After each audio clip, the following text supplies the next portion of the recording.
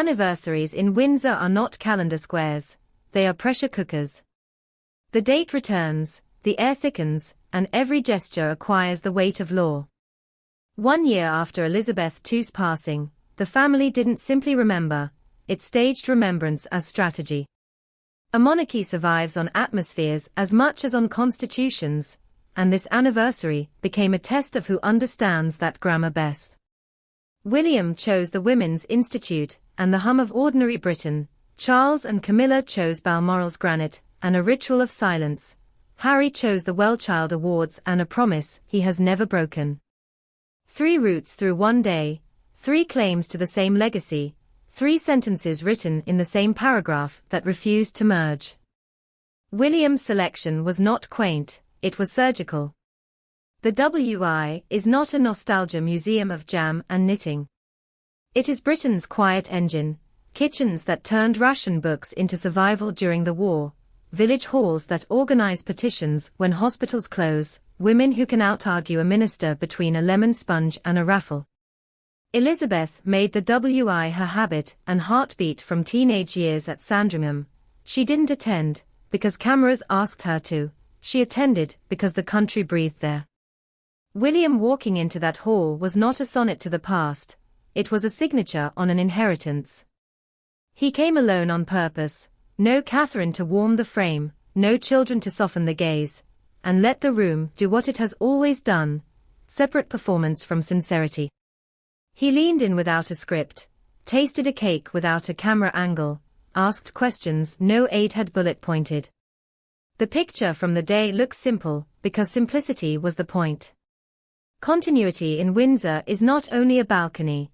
Sometimes it's a wooden chair in a room that smells faintly of polish and sponge and women who keep the country running while headlines chase themselves to exhaustion. The solo choice mattered. A partner can share the mythic charge, a child can deflect it. Alone, William invited the comparison that scares heirs, the quiet test of whether you can hold a room without a crown. He let that test happen. He asked for it. And the timing was not accidental. 1 year on is when gestures risk becoming mausoleums or marching orders. He chose marching orders. Talk to the people who make Britain work when politics forgets how. In a family that speaks in symbols, showing up at the WI on this day said more than any speech from a gilded lectern. Meanwhile, the sovereign and his consort chose the other register the late Queen trusted, privacy as liturgy. Balmoral is not a backdrop, it is a reliquary. Victoria turned it into an altar after Albert. Elizabeth used it as a refuge from choreography, a home that smelled of dogs and weather and routines that did not require curtsies to start. Charles and Camilla kept faith with that grammar. Same pew at Crathy Kirk. Same walk on the same paths. Same granite valley that does not care for empires. They let the place do the talking, and Balmoral always talks in low notes. When the photograph appeared, the King and Queen consort stepping into church under a sky the color of pewter, the image was a hymn without words. Constancy is not a performance, memory is not a press release. Those who wanted a balcony felt shortchanged. Those who know the family's real bloodstream recognize devotion by repetition.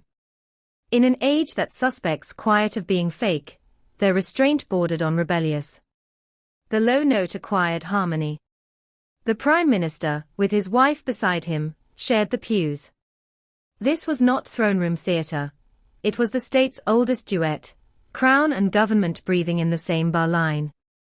It looked unremarkable to the impatient eye and meant everything to the ear that listens for constitutional music. The machine still works. No speeches, no hashtags, just a parish, a bench, a century riding on good manners. The late Queen understood that score. Charles plays it slower, but he plays it. And then, on a separate staff, a third chord, Harry at the Wellchild Awards. Of all the rituals he stripped away, or had taken from him, this one he has guarded like a lifeline. The children and carers in that room are immune to the Windsor atmosphere machine. They do not grade him for posture, they trust him for presence. He has not missed them. He did not miss them this time. If William's visit said, "Continuity lives in ordinary rooms," and Charles S. said, "Continuity lives in repeated rites," Harry said, "Continuity lives in promises kept." It is the one definition that does not require a palace to hold. That is why it stings. It proves that the grammar of duty can be spoken outside the old house and still make sense. The tabloids always demand the same subplot: will the brothers meet? Every overlap is a spark thrown onto tinder. This time the answer was a smooth, administrative no. William's minute book was spoken for. Harry's hosts had stitched the schedule tight. Security turns spontaneity into myth. Logistics can be true and still be tragic.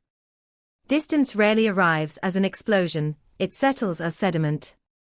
A year of not meeting becomes a habit. A habit becomes a map. In Windsor arithmetic, the absence of a meeting is a sentence, and it reads the same in every language: not yet, maybe not soon. History insists on sitting at the table on days like this. When Victoria died in 1901, the family quarreled over whether mourning should be public theatre or private devotion. Edward VII demanded the full drumbeat. Others asked for domestic grammar. When George VI died in 1952, Elizabeth's iron composure and Margaret's raw grief wrote two scripts that never reconciled.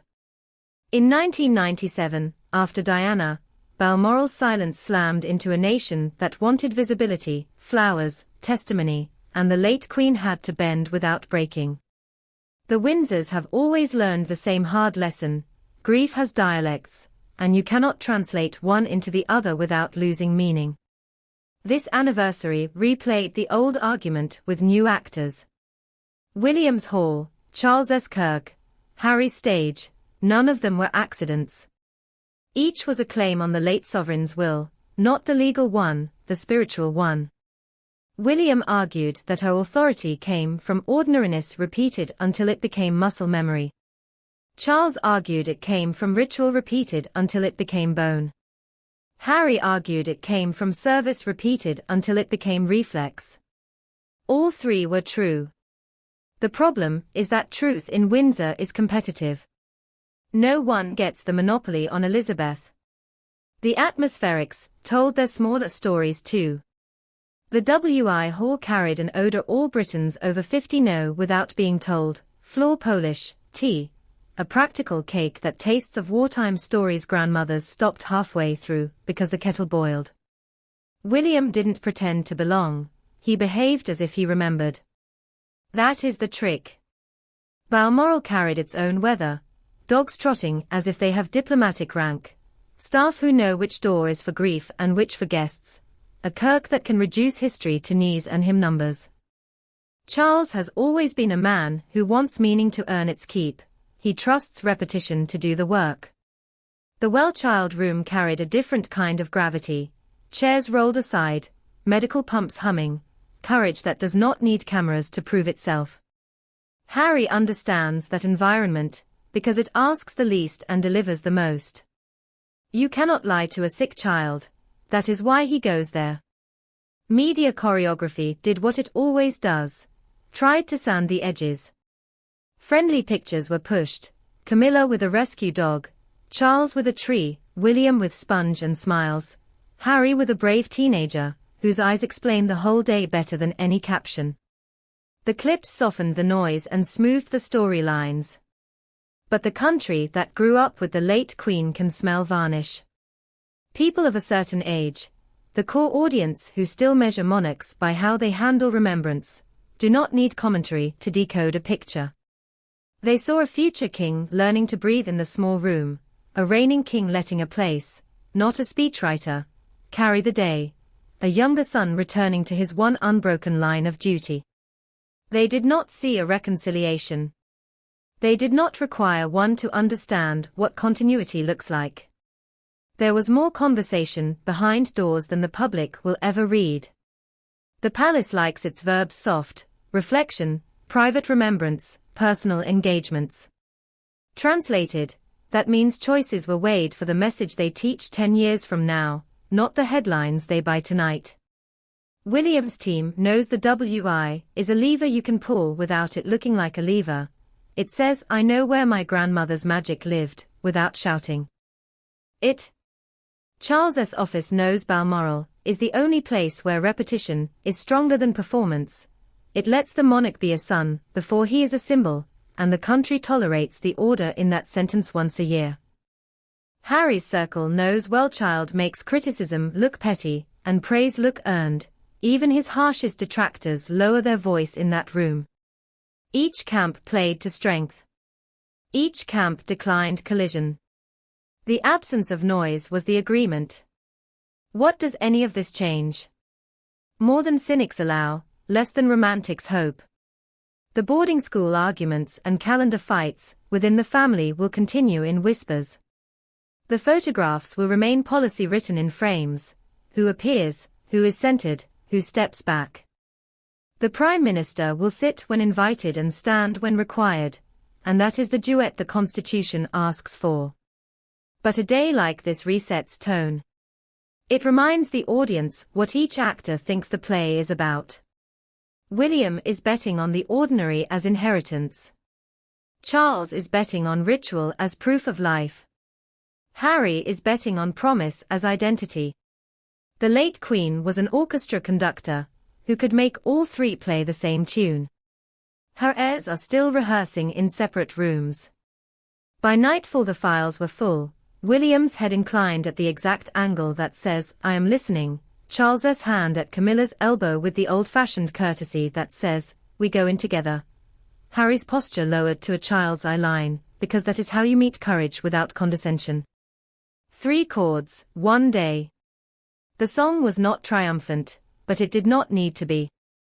It was, in its way, persuasive, a reminder that the fastest way to kill a monarchy is to make it loud when life asks for quiet, and to make it absent when life asks for presence. This time, each man chose a place where presence looked like the thing he values most. A year is a blink in royal arithmetic, and a lifetime in human grief. The house has learned to keep duty and mourning in the same room, without knocking the furniture over. Progress, when it appears, shows up as posture, venue, the discipline to let small rooms do large work. That is what the day delivered. A future king putting his hand on the same civic wheel his grandmother spun with ease. A reigning king reminding the country that private rights deserve respect equal to public ones. A younger son keeping a promise, because someone has to. The bridge between them did not appear.